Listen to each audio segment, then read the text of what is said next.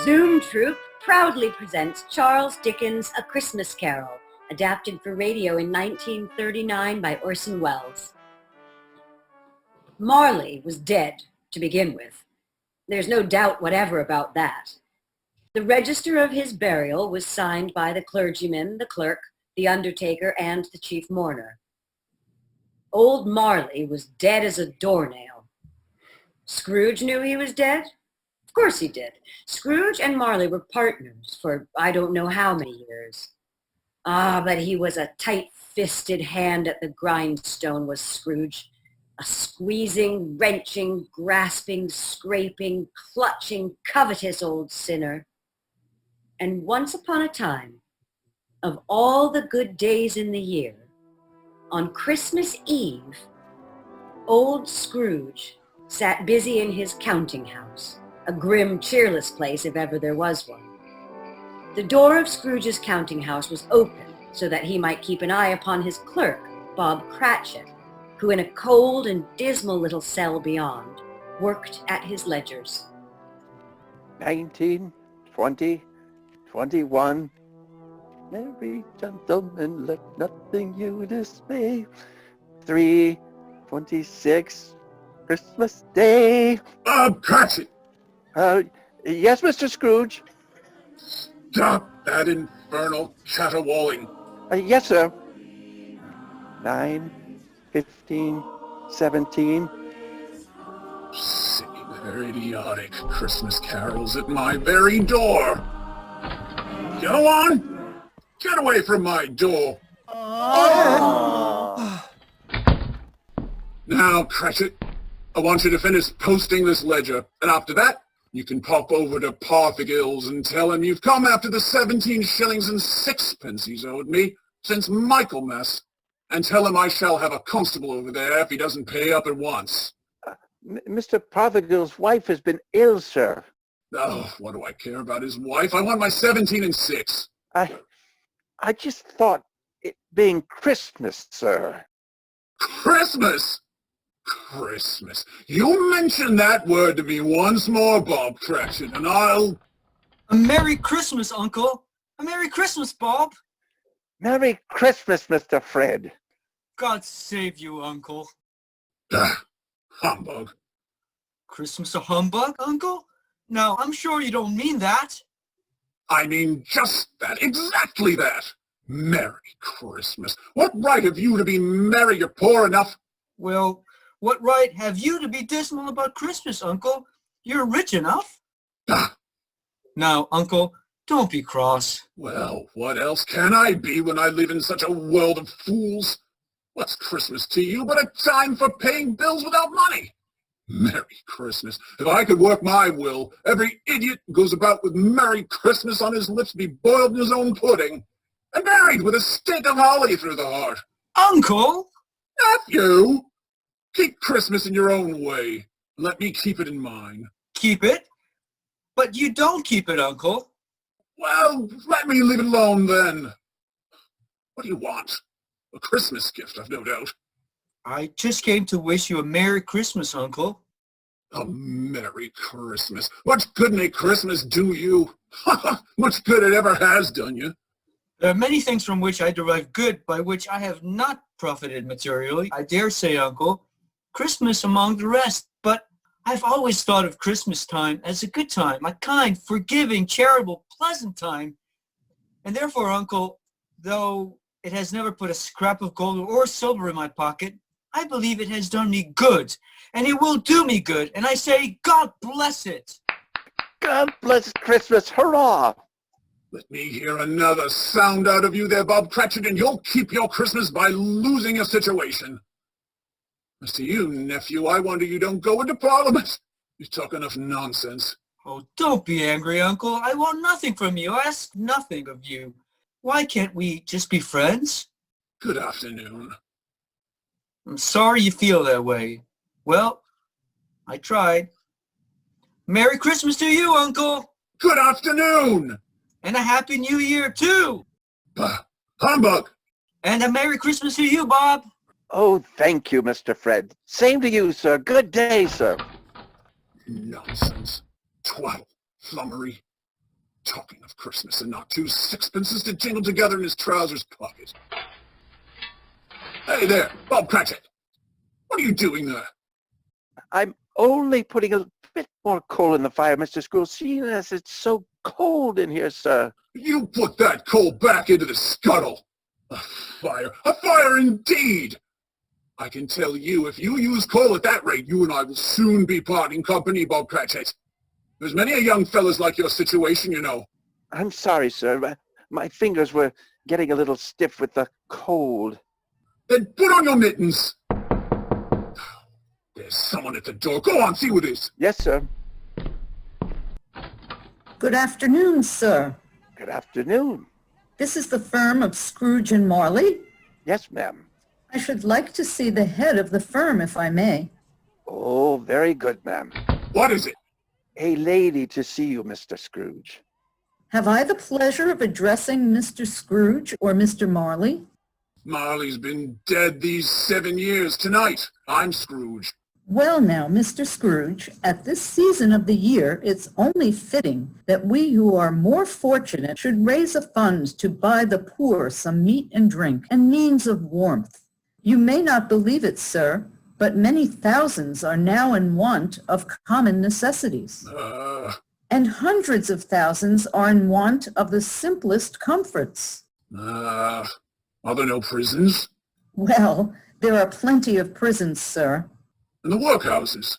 They're still in operation, I trust? I wish I could say they are not, but they are, sir.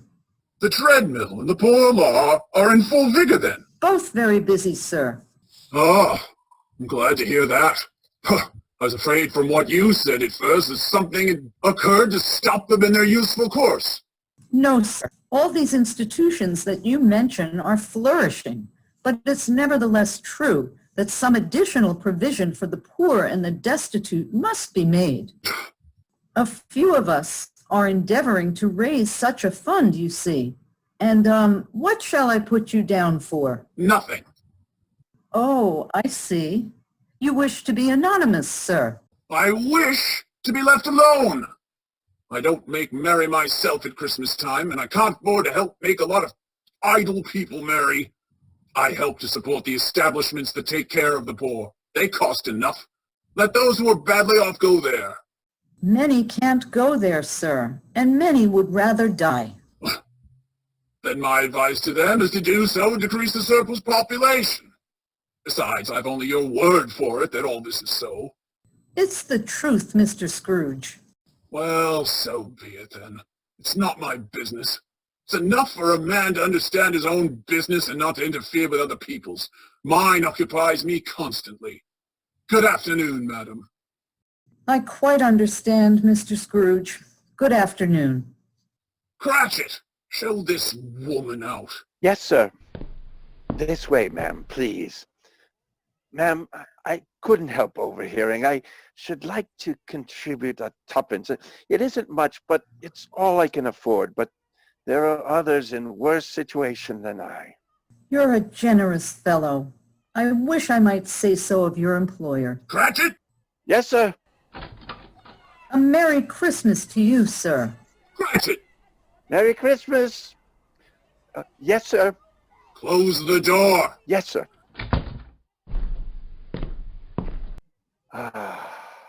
Well, Cratchit, Yes, sir. it's too late to have you go to Parthagill's.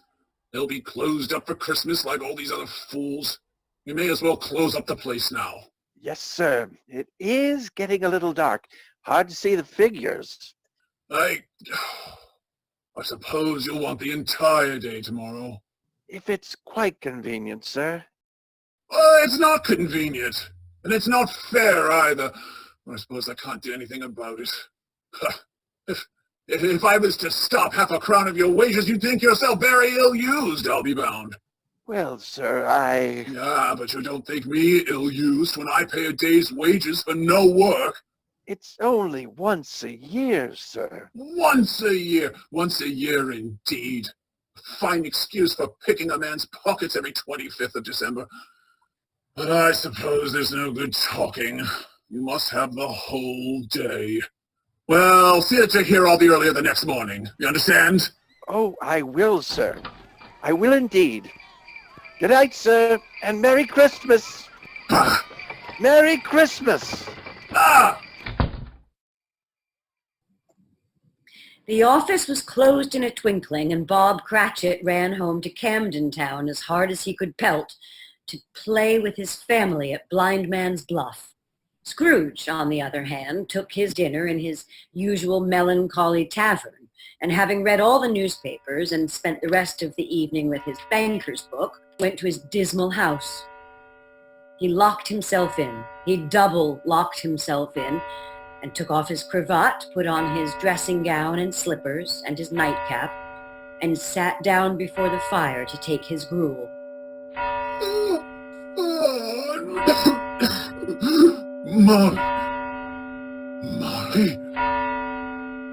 Marley! I could have sworn I saw... humbug. Marley's been dead these 7 years. Humbug, all humbug. What I need is a good night's... What's that? Someone's in the wine cellar. But the door's locked and double locked. Something's coming. Something is coming closer. Outside my door. Bah! I won't believe it. It's humbug still. Ebenezer Scrooge! Ebenezer Scrooge! Marley. Oh no. What do you want with me? I want much of you, Ebenezer. Who are you? Asked me who I was. Oh, you're very particular for a ghost. All right then, who were you? In life, I was your partner, Jacob Marley. Jacob Marley? But you're dead. You died 7 years ago. What's wrong, Ebenezer? Don't you believe in me? I do not. You doubt your senses, Ebenezer? Yes, because a little thing fixed them. The slight disorder of the stomach makes them cheats. You can't be a ghost. You may be an undigested bit of beef, or a blot of mustard, or a crumb of cheese, a fragment of an underdone potato. There may be more gravy than grave about you, whatever you are. Ah, humbug, I tell you, humbug!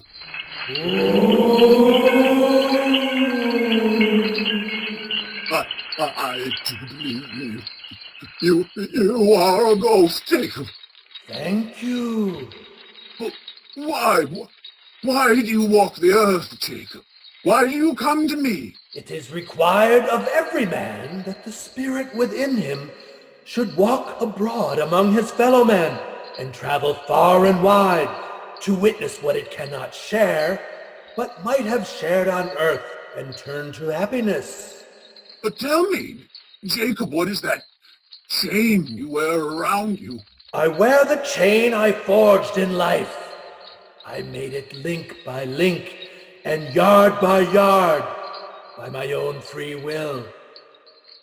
Is its pattern strange to you, Ebenezer?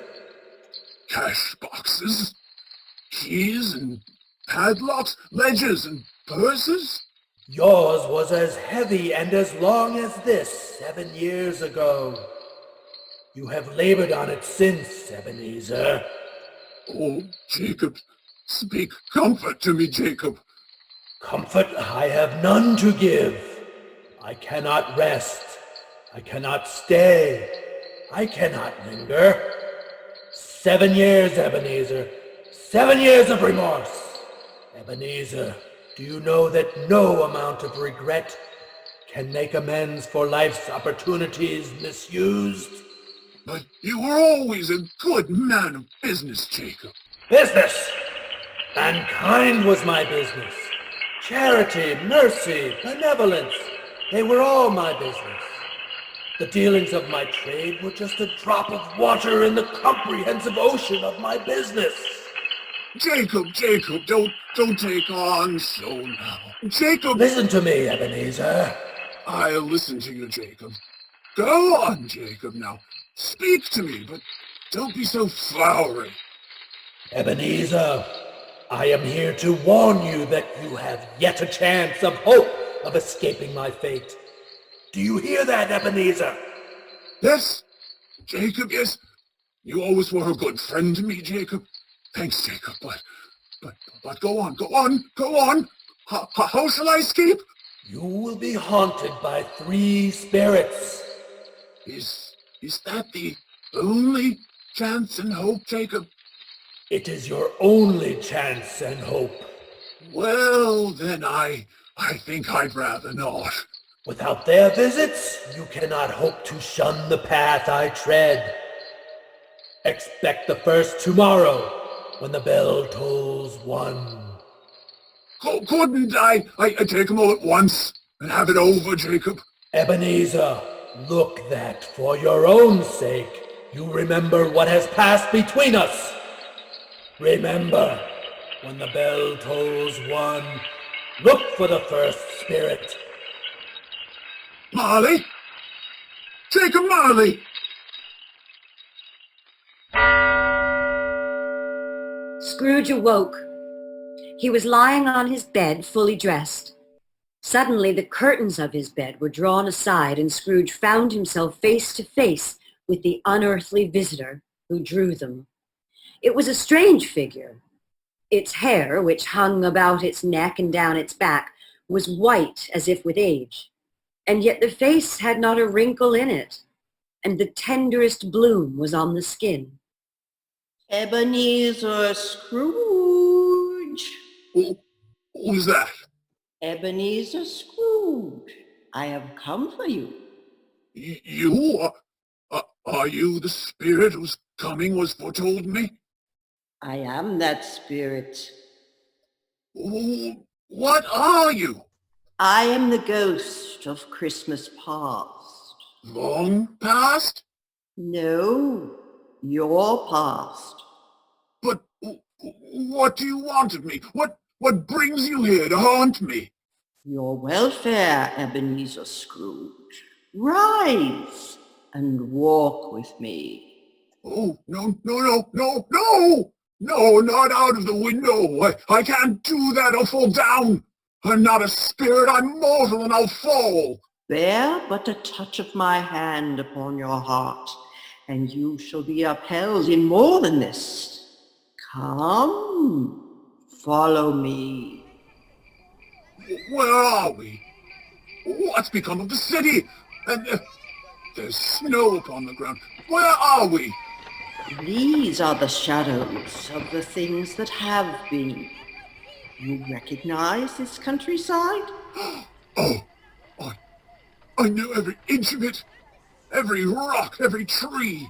And that bleak building over there. I was a boy there. Yes, I went to school in that horrible place. Do you recollect that path? I could walk it blindfold. Come, let us go closer.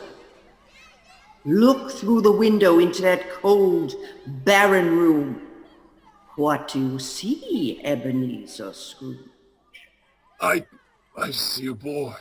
A solitary child, neglected by his family, alone. Yes, I see. I know that boy. Oh, I was so lonely. Poor boy. Your lip is trembling, Scrooge. And what is that on your cheek? It's nothing at all. I wish... it's too late now. What's the matter? Nothing. The waifs came to my door singing Christmas carols last night, and there was a boy like that among them. A poor, pale, little boy in a ragged coat.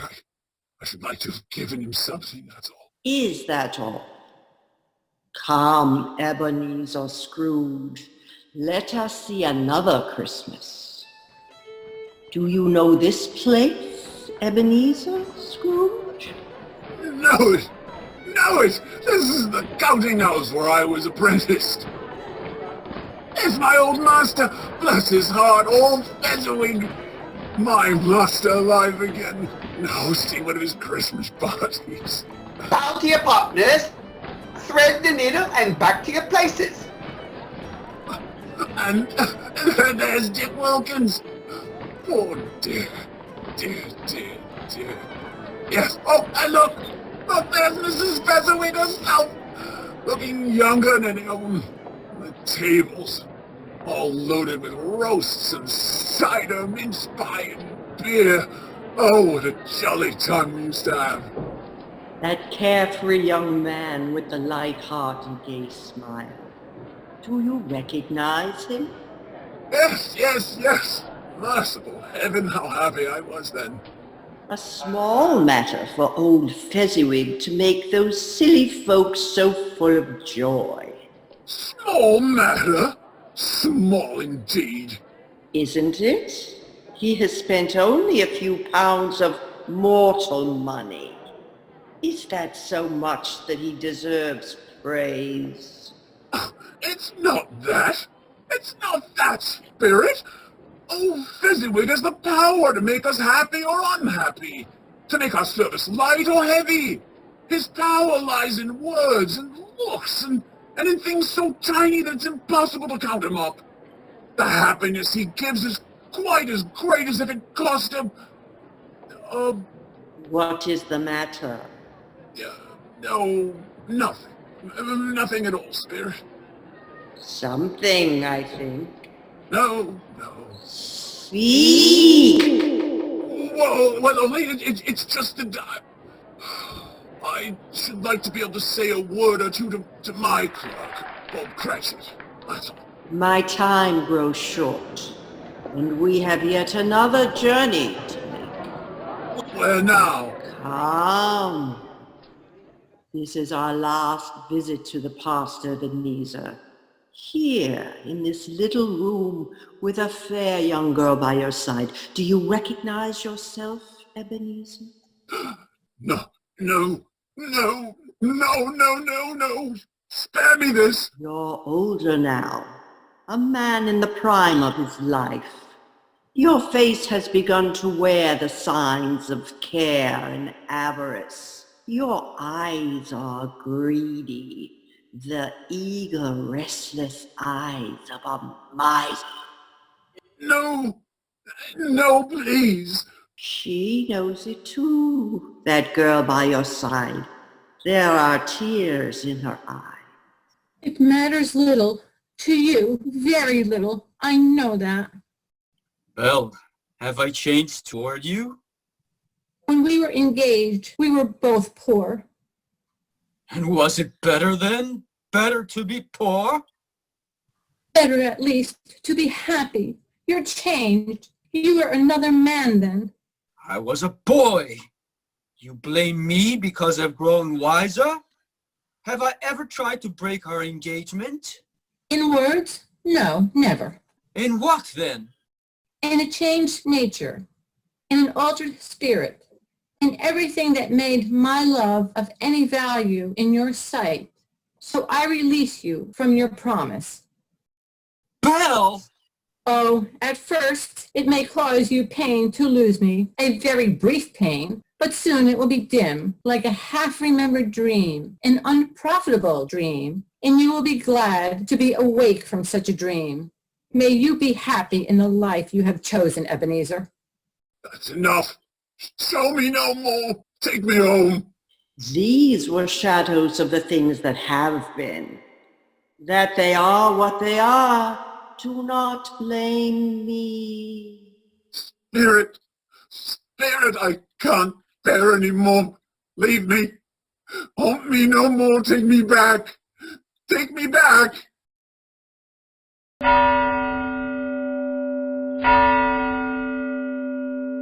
On the stroke of 2, Scrooge awakened suddenly and sat bolt upright in his bed. He remembered the words of Marley's ghost and wondered from which direction the second spectre would appear. Gradually he became aware of a great blaze of ruddy light, which seemed to shine upon him from the adjoining room. He got up softly and shuffled in his slippers to open the sitting-room door. But it had undergone a surprising transformation. The walls and ceiling were hung with living green, from every part of which bright gleaming berries glistened, and such a mighty blaze went roaring up the chimney. Heaped up on the floor to form a kind of throne were turkeys, great joints of meat, mince pies, plum puddings, red-hot chestnuts, and more, that made the chamber dim with their delicious steam. In easy state upon this couch there sat a jolly giant, who bore a glowing torch and held it high up to shed its light on Scrooge as he came peeping round the door. Come in, Ebenezer Scrooge, and know me better, man. I am the ghost of Christmas present. Look upon me. You've never seen the likes of me before. You're different from the other spirit. You're tall, almost a giant. And that great torch you carry. Its light pours into the homes of rich and poor alike. Spirit, take me where you will. Last time I went against my will and learnt a lesson which is working now. If you have anything to teach me, let me profit by it. Touch my robe, Ebenezer Scrooge. Touch my robe. Where have you brought me, Spirit? A humble dwelling in a humble street. It's humble enough. Yet there is happiness there. Who are these people? Who's that woman? And the children? This is the family of your clerk, Bob Cratchit. His wife, dressed in an old gown but trimmed in ribbons, is laying the table for their Christmas dinner, and there, assisting her, is her daughter Belinda. And the young man with the fork and the stuffing, that's Master Peter Cratchit. And the two little Cratchits. Listen, Scrooge. Here's Martha, Mother. Martha! Why, bless your heart alive, Martha, my dear. Merry Christmas to you. Merry Christmas, Mother. Merry Christmas! How late you are, my dear. Oh, we had a deal of work to finish up last night, and we had to clear away this morning. Well, never mind, so long as you're here now. Sit down before the fire and have a warm, Lord bless you. Where's Father? He's been to church with Tiny Tim. They'll be along directly.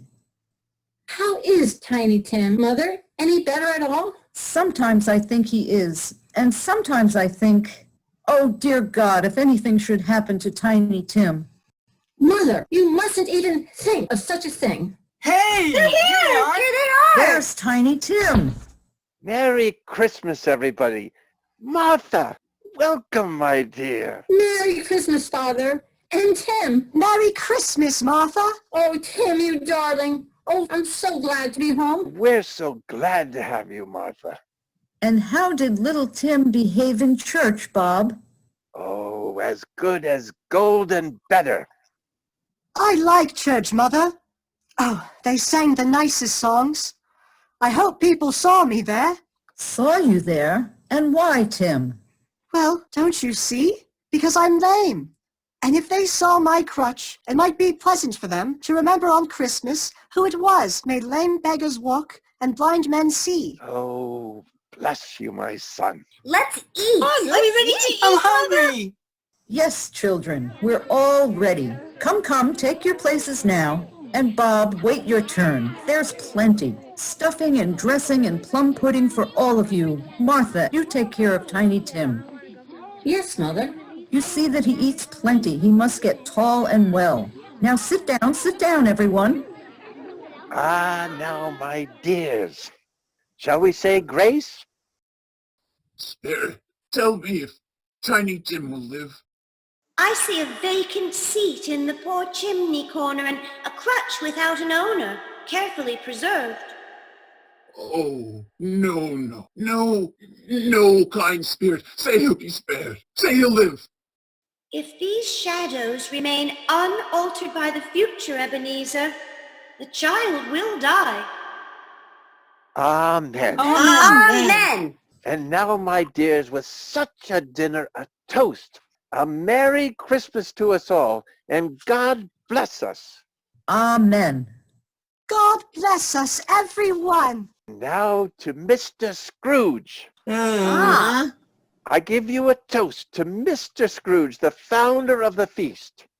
The founder of the feast indeed. Who pays you all of 15 shillings a week? I wish I had him here. I'd give him a piece of my mind to feast on, and I hope he'd have a good appetite for it. Oh, my dear, the children, Christmas Day. Well, it should be Christmas Day, I'm sure, on which one drinks the health of such an odious, stingy, unfeeling man as Mr. Scrooge. You know he is, Bob. Nobody knows it better than you, poor fellow. My dear, Christmas Day. I'll drink his health for your sake and the day's, not for his. Long life to him, a Merry Christmas, and a Happy New Year. He'll be very merry and very happy, I have no doubt. And I say, God bless him too, Mother, and everyone. Hear, hear, Oh, Tim. yes. Quite right. Yeah. They were not a handsome family, these Cratchits. They were not well dressed. Their shoes were worn. Their clothes were scanty. But they were happy, grateful, and pleased with one another, and contented with the time. When at last they faded, Scrooge had his eye upon them, and especially on Tiny Tim until the last. Many calls Scrooge made that night with the ghost of Christmas present. Down among the miners they went, out to sea among the sailors at their watch. Much they saw, and far they went, and many places they visited, but always with a happy end. The spirit stood beside sick beds by poverty, in almshouse, hospital, and jail. The spirit left her blessing. It was a long night, if it was only a night. And it was strange, too, that while Scrooge remained unaltered in his outward form, the ghost grew older, clearly older. My life upon this globe is very brief, Ebenezer. It ends tonight. Tonight? Tonight, when the clock next strikes. Hark, the hour has come. Oh, no, not yet, not yet. There are still more things I wish to learn. These you will learn from still another spirit, Ebenezer. Scrooge looked about him for the ghost. It had vanished, and he found himself once more in his bed, in his dressing gown and his nightcap on his head. He heard the clock strike, and then he remembered the prediction of old Jacob Marley, and lifting up his eyes, beheld the third spirit. A solemn phantom, shrouded in black, draped and hooded, coming towards him slowly and silently, like a mist along the ground. I know you. You're the ghost of Christmas yet to come. You'll show me the shadows of things that have not happened, but will happen in the time before us. I fear you more than any specter I've seen. Yet I know your purpose is to do me good, and as I hope to live to be another man from what I was, lead on. Lead on! The night's waiting fast, and time's precious. Spirit, why have you brought me here again, here to Bob Cratchit's home? But it's not the same. Why is it so quiet? So very quiet here. Mother, please. Oh, my son, my little son, Tiny Tim. I loved him so much. Oh, Mother dear, you mustn't. It's almost time for Father to be home. Don't let him see you crying. Yes, Martha. He's late tonight. He walks slower than he used to. And yet I've known him to walk very fast indeed, with Tiny Tim on his shoulder. So have I, Mother. But he was light to carry, and his father loved him so that it was no trouble. No trouble. Bob! Good evening, my dear. You're late, Bob. Yes, I'm sorry, my dear.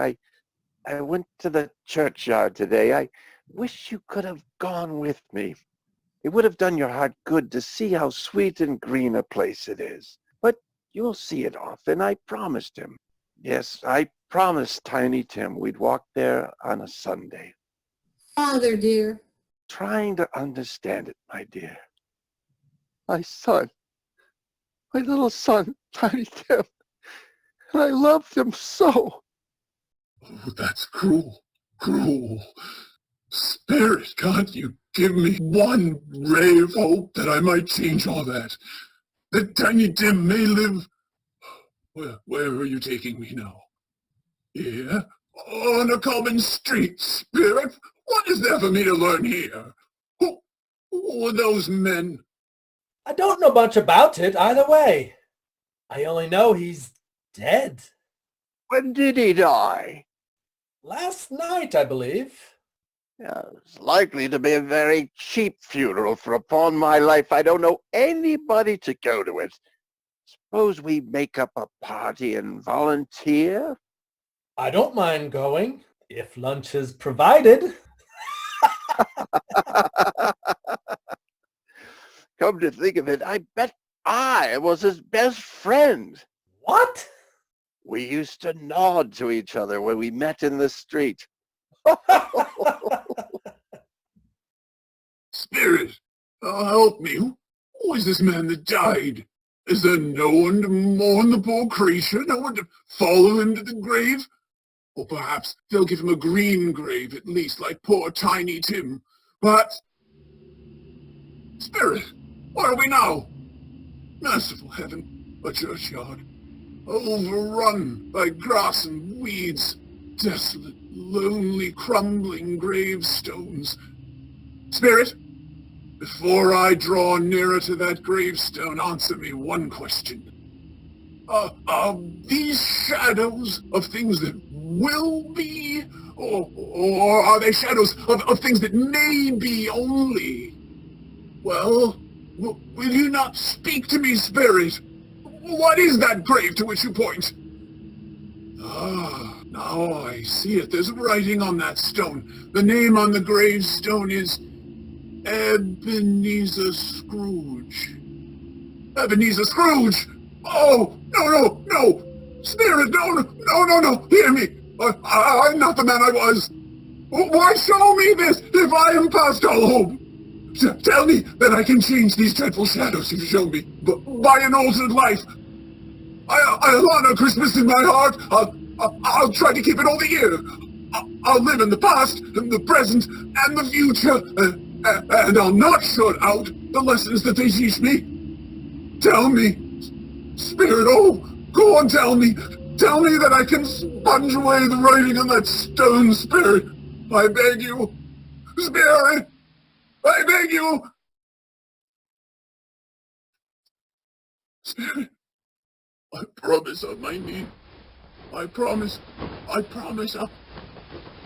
What's this? Hey, it's my own drape. Oh! I'm home! To my own bed! To my own room! And the sun shining! What a beautiful day! Oh, glorious! Hey, boy! Oh, boy! Yes, sir? What's today? What's that, sir? What day is it, my fine fellow? Today? Why, it's Christmas Day. Christmas Day! And I haven't missed it! The spirits have done it all in one night! All in one night! Heaven be praised! How's that, sir? Listen, my lad, you know where the poulterer is in the next street? I should say so. An intelligent boy. Oh, boy. Tell me, do you know if they sold the prize turkey that was hanging in the window? The one as big as me. What a delightful boy! It's a pleasure to talk to you. Yes, my buck! It's hanging there now, sir. Oh, that's wonderful. Go down, will you, and tell them to send it to Bob Cratchit and his family on Broad Street. And mind you, they're not to know who paid for it. Go along. Hurry, my lad. Here, wait a minute. Here's half a crown for your trouble. Yes, sir. And a Merry Christmas, sir. And a Merry Christmas to you, my boy. Oh, I don't know what to do. I'm as light as a feather, as happy as an angel. I'm as merry as a schoolboy. Merry Christmas! A Merry Christmas to everybody! A Happy New Year to all the world!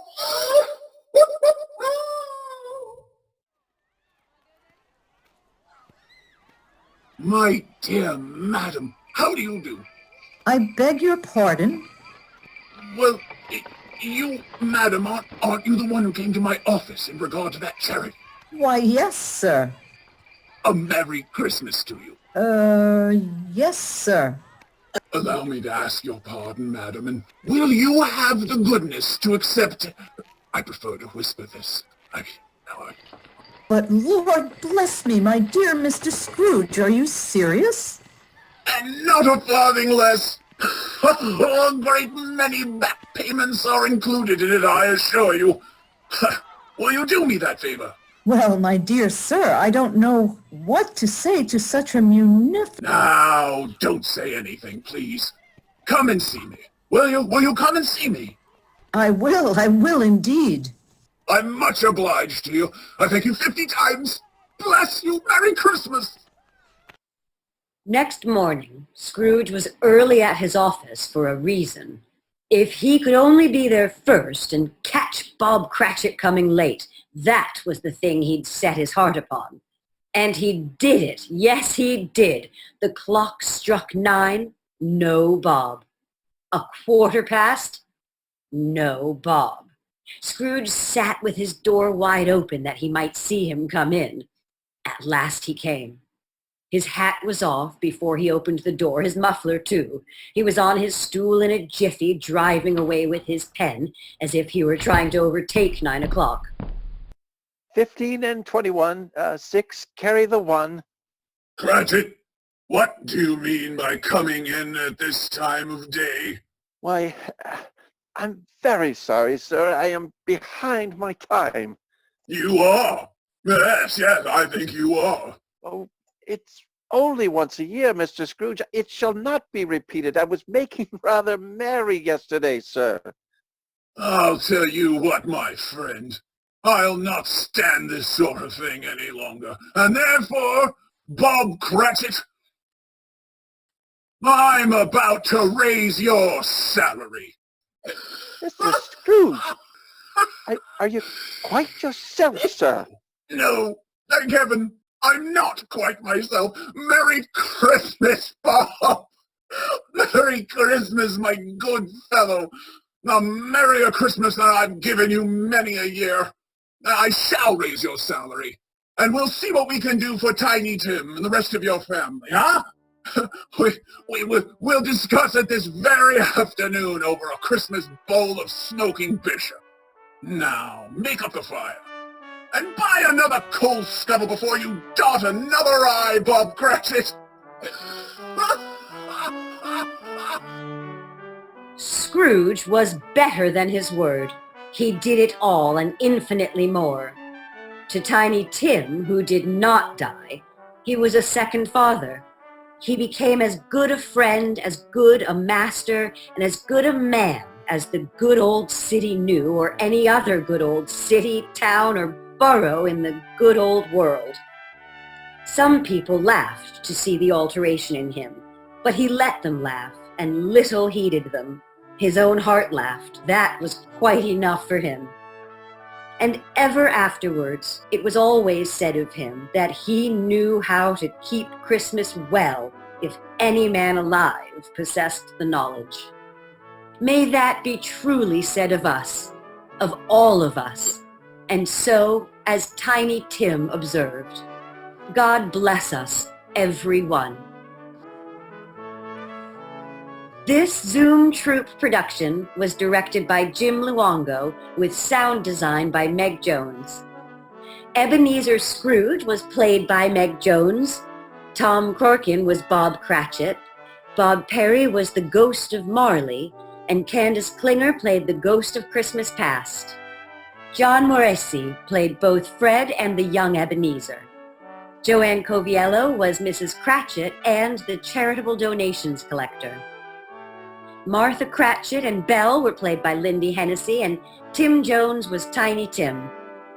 The entire cast also lent their voices to various other characters and denizens of London's streets. I'm Sarah Belle, your narrator, as well as the jolly ghost of Christmas Present. We hope you enjoyed this special holiday offering. The entire zUUM troupe wishes you and yours a happy and healthy holiday season. And here's to the new year when we hope to gather for live performances once again. But until then, stay tuned for more audio fun.